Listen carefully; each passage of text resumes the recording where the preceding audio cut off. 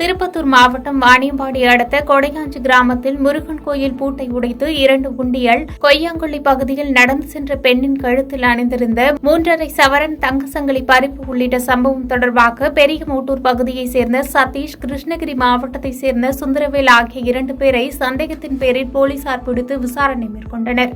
விசாரணையில் இருவரும் குற்ற வழக்குகளில் தருமபுரி சிறையில் இருந்தபோது பழக்கம் ஏற்பட்டு தொடர் கொள்ளையில் ஈடுபட்டது தெரியவந்தது.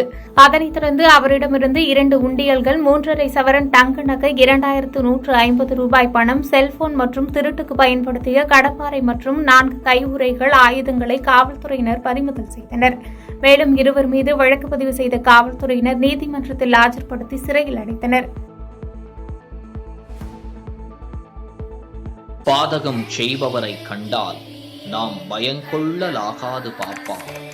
மோதி மிதித்து விடு பாப்பா, அவர் முகத்தில் உமிழ்ந்து விடு பாப்பா. அண்மை செய்திகளை உடனுக்குடன் தெரிந்து கொள்ள இணைந்திருங்கள் இயம்நாடு தொலைக்காட்சியுடன்.